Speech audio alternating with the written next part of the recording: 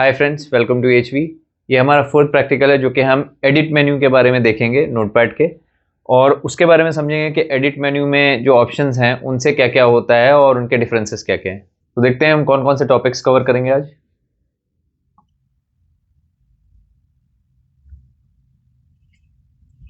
सो हम edit menu के options को देखेंगे, उनके डिफरेंसेस समझेंगे। कट, कॉपी, पेस्ट, डिलीट, इन सब से क्या होता है, इनको सही तरीके से कैसे करते हैं। फाइंड नेक्स्ट और फाइंड प्रीवियस में क्या डिफरेंस होता है। रिप्लेस, गो टू, सिलेक्ट, इस सब से क्या होता है। अनडू करने से क्या होता है। टाइम, डेट और फॉन्ट, इनसे हम क्या करते हैं। तो चलिए टाइम वेस्ट किए बगैर वीडियो को शुरू करते हैं। उम्मीद है आपको पिछला वीडियो समझ में आ गया होगा। नोटपैड के फाइल मेन्यू पे हमने ट्यूटोरियल किया था और हमने प्रैक्टिकल में उसे करके देखा कि सारी चीज़ें हम कैसे कैसे यूज़ कर सकते हैं उसके सारे ऑप्शंस को। और आज जो है हम नोटपैड का एडिट मेन्यू देखेंगे कि एडिट मेन्यू पे जो ऑप्शंस हैं वो क्या क्या करते हैं। तो चलिए शुरू करते हैं। सबसे पहले नोटपैड को हम ओपन कर लेंगे। विंडोज़ पे जाकर हमने नोटपैड डाला, यहाँ डबल क्लिक करके हमने इसको एक्सपांड कर दिया। फाइल मेन्यू हमने पिछली बार पूरा देख लिया था, अब हम एडिट मेन्यू पे आज देखेंगे कि क्या क्या हम कर सकते हैं। तो सबसे पहले हम कुछ इसमें टाइप कर देते हैं।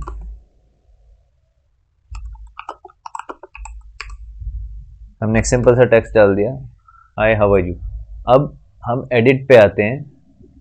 अच्छा, एडिट पे अनडू का मतलब क्या होता है। हमने कोई चीज़ कर दी है, हम चाहते हैं कि इसको वापस पुराने स्टेट पे ले जाएं, तो उसके लिए होता है अनडू।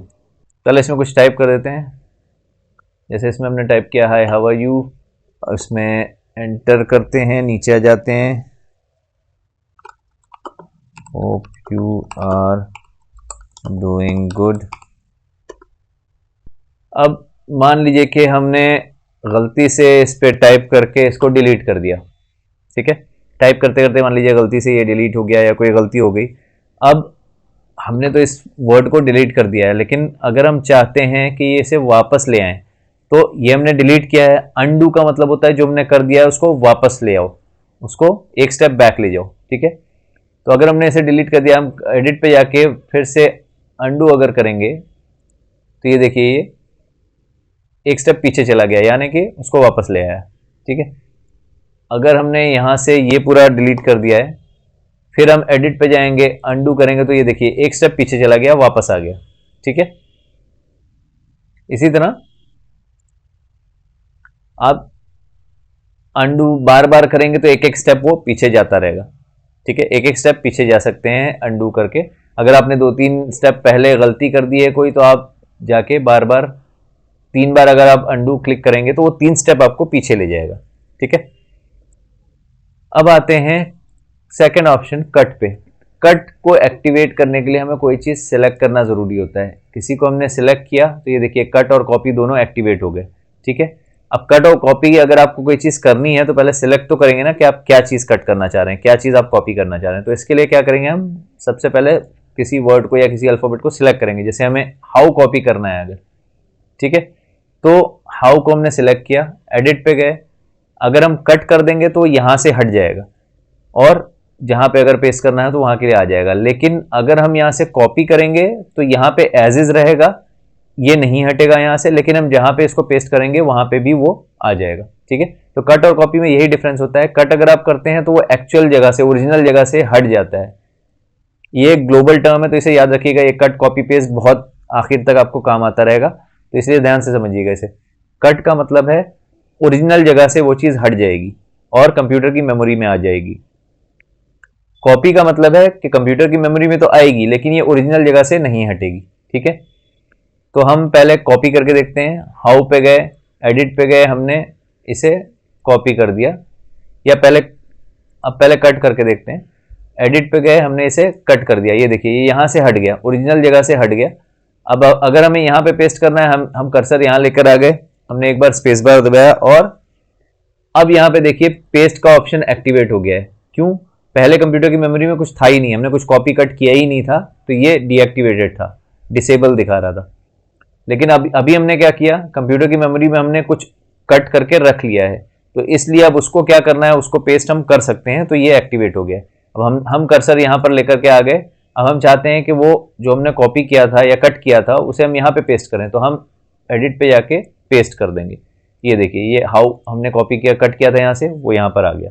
ठीक है, अब अगर यू को हम चाहते हैं कॉपी करें, इसे हम कट नहीं करना चाहते, इसे हम सिर्फ कॉपी करेंगे, तो इसे हमने कॉपी किया और फिर यहाँ पे आ गए, स्पेस दबा करके हम इसको यहाँ पे पेस्ट कर देते हैं। ये देखिए, यू यहाँ पर भी है और यहाँ पर भी, क्योंकि हमने यहाँ से कट नहीं किया, हमने सिर्फ कॉपी किया है इसे, तो ये सिर्फ मेमोरी में गया कंप्यूटर के और हमने यहाँ पे जहाँ पे भी कर्सर है वहाँ पे हमने पेस्ट कर दिया, तो वो वहाँ पे आ गया।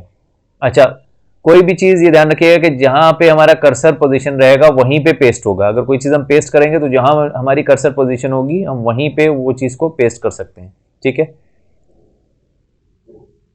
उसके बाद आते हैं डिलीट। अब डिलीट करने के लिए भी क्या होता है, हमें सिलेक्शन करना पड़ेगा, क्योंकि हम डिलीट खाली दबाएंगे तो कंप्यूटर क्या समझेगा हम क्या चीज़ डिलीट करना चाहते हैं। हमें बताना पड़ेगा कंप्यूटर को कि हमें क्या डिलीट करना है। जैसे हमने हाउ यू को डिलीट करना है, क्योंकि ये कोई सेंस नहीं निकल रहा है। Hope you are doing good, how you का कोई मतलब नहीं है, हम इसे डिलीट करना चाहते हैं, तो हमने इसको सिलेक्ट कर दिया, एडिट पे गए, ये देखिए डिलीट एक्टिवेट हो गया। ठीक है, अब डिलीट हमने कीबोर्ड माउस पे भी सीखा था, लेकिन अब अभी उस चीज़ पे नहीं जा रहे हैं, अभी हम सिर्फ आपको एडिट मेन्यू दिखा रहे हैं, तो इसलिए आप इस चीज़ पे ध्यान रखिएगा, उस पर हम बाद में बात करेंगे।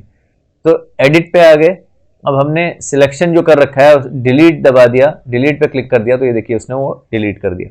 ठीक है, फिर से अगर वापस लाना है उसे तो हम अंडू करेंगे, देखिए ये वापस आ जाएगा, एक स्टेप पीछे चला गया।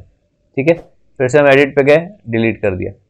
ओके, अब मान लीजिए हमें अगले ऑप्शन पे आते हैं, फाइंड।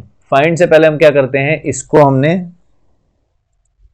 कॉपी कर लिया और एंटर दबा करके फिर से इसको पेस्ट कर दिया, फिर एंटर दबाया, फिर इसको पेस्ट कर दिया, फिर से एंटर दबा के फिर इसको पेस्ट कर दिया। ये इसलिए किया है क्योंकि अब हम फाइंड देखेंगे कि फाइंड काम क्या करता है। ठीक है, अब हम आए फाइंड पे, ये फाइंड का बॉक्स निकल के आ गया सामने। अब इसमें हमें कोई चीज़ अगर ढूंढनी है, फॉर एग्जांपल हमने इस पर्टिकुलर डॉक्यूमेंट में जो फाइल है हमारी, इसके अंदर हमने यू कहाँ पे लिखा है, तो हम यू लिखेंगे और उसके बाद ये एरो वाले डाउन एरो हम दबाते रहेंगे, क्योंकि हम यहाँ पर हैं, हमें नीचे जाना है, नीचे तरफ जाते हुए देखना है कि कितनी बार हमने यू यूज़ कर रखा है। पहली बार हमने दबाया यू पे आ गया, सेकेंड बार दबाया उसके नीचे कौन सी लाइन में यू है वो आ गया, थर्ड बार दबाया फिर यू आ गया, तो हर लाइन में बेसिकली यू है, इसलिए वो हर बार दिखा रहा है। अब हम यहाँ पे हैं, हमें ऊपर की तरफ देखना है, अगर हम यहाँ पर हैं, ये सिलेक्टेड है, हमें ऊपर की तरफ देखना है कि यू ऊपर की तरफ कहाँ है, तो हम ये राइट वाला बटन दबाएंगे, ये देखिए ये ऊपर की तरफ लेता जाएगा। ठीक है, उसके बाद मैच केस जो होता है ये क्या करेगा कि अगर आपने यू स्मॉल में लिखा है लेकिन आप यहाँ पे सर्च जो है वो कैपिटल में डाल रहे हैं और आपने मैच केस कर रखा है, तो फिर वो सर्च नहीं करेगा। ठीक है, अभी आप जो है यहाँ पर यू कैपिटल में भी डालेंगे और सर्च करेंगे, तो ये देखिए सर्च कर रहा है, यहाँ आपने कैपिटल YOU लिखा है लेकिन यहाँ पे स्मॉल में है, लेकिन फिर भी वो सर्च कर रहा है। अगर आपने इसको मैच केस कर दिया, अब ये देखिए कैनॉट फाइंड यू, क्योंकि ये आपने कैपिटल में लिखा हुआ है और डॉक्यूमेंट में कहीं भी कैपिटल में नहीं है, डॉक्यूमेंट में हर जगह स्मॉल में लिखा हुआ है। तो ये मैच केस अगर आपने कर दिया तो वो एग्जैक्टली वैसी जो चीज़ लिखी होगी तभी वो सर्च करके दिखाएगा, वरना नहीं करेगा।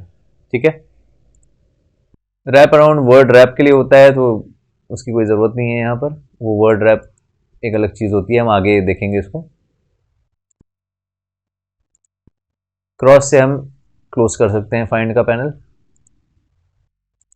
ये क्रॉस अगर हम करेंगे तो अंदर का जो हमने कंटेंट लिखा होगा वो हट जाएगा, सर्च पे क्लिक करेंगे तो वो चीज़ सर्च करेगा कहाँ कहाँ में। ठीक है,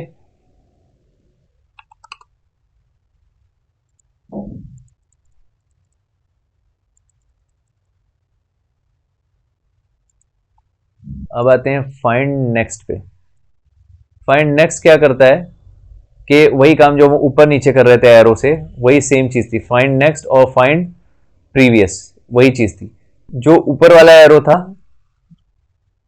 ये फाइंड नेक्स्ट था, जो ऊपर वाला एरो था वो फाइंड प्रीवियस का काम करेगा। यानी कि अगर हम यहाँ पर हैं तो प्रीवियस मतलब इससे पहले, तो इससे पहले कितने यूज हैं वो सर्च करेगा, चाहे उसी लाइन में यू पहले हो या उसके ऊपर हो, तो वो पहले सिलेक्ट करेगा प्रीवियस। और नेक्स्ट मतलब इसके बाद कितने हैं, चाहे इसके बाद उसी लाइन में हो या अगली लाइन में हो, तो वो नेक्स्ट में सर्च करेगा। ठीक है, उसके बाद आते हैं रिप्लेस। अब रिप्लेस क्या होता है, नाम आपको सबको पता है, रिप्लेस मतलब किसी चीज को बदलने के लिए होता है। तो वही चीज ये करता है, आपने पहले जैसे सेलेक्ट कर रखा है यू, अब आप चाहते हैं कि जहां जहां भी यू लिखा हुआ है आप उसको कैपिटल वाले वाई से रिप्लेस करना चाहते हैं, कैपिटल वाई ओ यू से करना चाहते हैं। ठीक है, आपने ऐसे यहां सेलेक्ट कर रखा है, अगर आप रिप्लेस करेंगे तो उसको ही रिप्लेस करेगा। ठीक है, फिर आपने रिप्लेस किया तो उसको ही रिप्लेस करेगा जो सिलेक्टेड था। लेकिन अगर आपने रिप्लेस ऑल कर दिया, देखिए अभी हमने सिर्फ दो को रिप्लेस किया है, ये और ये सारे अभी भी स्मॉल में हैं। अगर हमने इसको रिप्लेस ऑल कर दिया तो ये क्या करेगा, कंटेंट में जहां पे भी स्मॉल में वाई लिखा था सबको इसने रिप्लेस कर दिया। ठीक है, तो रिप्लेस ऑल एक साथ सारी चीजों को रिप्लेस करने के लिए, और खाली रिप्लेस एक एक करके रिप्लेस करने के लिए। ठीक है, तो अगर आप कोई डॉक्यूमेंट लिख रहे हैं उसमें आपने कोई गलती कर दी है या कोई नाम आप चेंज करना चाहते हैं, कोई कंटेंट आपने लिखा है मल्टीपल यूजर के नाम पे उसको लिखना चाह रहे हैं, तो एक बार आपने ए नाम से पूरा लिख दिया, जहां जहां भी यूज हुआ ए का नाम यूज हुआ है, दोबारा चाहते हैं सेम कंटेंट रहे लेकिन बी के नाम से रहे, तो आप रिप्लेस करके सिर्फ ए के नाम को बी के नाम से रिप्लेस कर देंगे, बाकी कंटेंट आपका एज इज रहेगा, पूरा डॉक्यूमेंट में ए की जगह पे बी नाम चला जाएगा। ये एक यूज केस है उसका। ठीक है, अब आते हैं गो टू। गो टू क्या करता है, बेसिकली लाइन नंबर पे ले जाने के लिए होता है। अगर आप गो टू पे डालेंगे लाइन नंबर 2 और गो टू क्लिक कर देंगे तो ये लाइन नंबर 2 पे आपको ले जाएगा। ये सारी चीजें आगे वर्ड वगैरह में देखेंगे तो ज्यादा काम आएंगी, अभी इसमें इतनी डिटेल में जाने की जरूरत नहीं है, बस इतना समझ लीजिए कि इसका फंक्शन क्या है। तो ये गो टू बेसिकली किसी लाइन पे जंप करने के लिए होता है। ठीक है, सिलेक्ट ऑल क्या होता है, सिलेक्ट ऑल होता है कोई भी चीज को पूरा सिलेक्ट करने के लिए, चाहे आप यहां से ड्रैग करके भी कर सकते हैं, आपने लेफ्ट क्लिक किया और पूरा ड्रैग कर दिया माउस तो उससे भी लेफ्ट क्लिक पूरा सिलेक्ट हो जाएगा, या तो आप एडिट पे गए आपने सिलेक्ट ऑल कर दिया, इसने पूरा कंटेंट सिलेक्ट कर दिया। ठीक है, उसके बाद टाइम एंड डेट होता है, जहां पर भी आपका कर्सर है अगर आप वहां टाइम और डेट लाना चाह रहे हैं तो एडिट पे जाकर के सिर्फ टाइम और डेट डाल दीजिए, वहां पे उसका उस वक्त का करंट टाइम और उस दिन की डेट आ जाएगी ऑटोमेटिकली। ठीक है, अब फिर से स्पेस डालिएगा, जैसे मैंने ये 3:48 पे मैंने यहाँ पे क्लिक किया था, 3:48 में यहाँ पे आ गई डेट और टाइम। अगर मैं एक आध मिनट रुक करके करूंगा, जैसे 49 हो गया, सॉरी अब 49 हो गया, तो फिर अब यहाँ पे मैं जब डेट और टाइम लाऊंगा तो ये उस वक्त का करंट टाइम लेकर आएगा। देखिए 48 था, यहाँ 49 हो गया। ठीक है, उसके बाद आते हैं फॉन्ट। अब फॉन्ट क्या होता है, फॉन्ट जो ये राइटिंग होती है इसको कहते हैं, किस तरह से लिखा हुआ है इसको कहते हैं फॉन्ट। अलग अलग फॉन्ट स्टाइल्स होती हैं, फॉन्ट साइज होता है। तो हम एडिट पे जाकर के अगर हमने कोई कंटेंट सिलेक्ट कर रखा है, एडिट पे गए और फॉन्ट पे आ गए तो ये फॉन्ट देखिए, फॉन्ट फैमिली आ गई। फॉन्ट के अंदर फॉन्ट फैमिली होती है उस पर्टिकुलर फॉन्ट का नाम। ठीक है, यहां से आप ड्रैग करके अलग अलग तरह की राइटिंग्स देख सकते हैं, या आप प्रैक्टिकल में खुद करके देखिएगा। अगर आप कंटेंट को सिलेक्ट करके कोई भी फॉन्ट सिलेक्ट कर लीजिएगा तो ये फॉन्ट चेंज कर देगा, उसकी राइटिंग स्टाइल चेंज कर देगा। ठीक है, दूसरा होता है स्टाइल। स्टाइल में रेगुलर, बोल्ड या इटैलिक वगैरह ये सब चीजें होती हैं।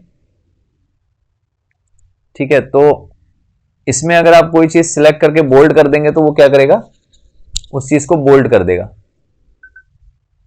बोल्ड यानी कि मोटी राइटिंग कर देगा। ठीक है, साइज में क्या होता है, फॉन्ट साइज यानी कि कितना छोटा बड़ा आप करना चाह रहे हैं वो आप फॉन्ट साइज से कर सकते हैं। ये सारी चीजें आप प्रैक्टिकल में खुद करके देखिएगा। कोई क्वेरीज अगर होती है तो आप मुझे पिंग करिएगा, कमेंट करिएगा, मैं उसका जवाब आपको दूंगा। ठीक है,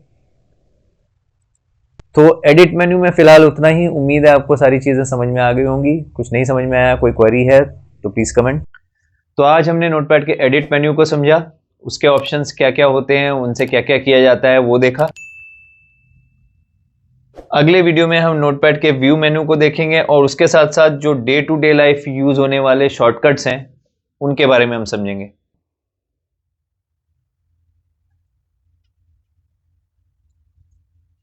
और वीडियो पसंद आया हो तो लाइक करिए, शेयर करिए और उन तक भी पहुंचाइए जो कंप्यूटर सीखना चाहते हैं बट सीख नहीं पा रहे हैं।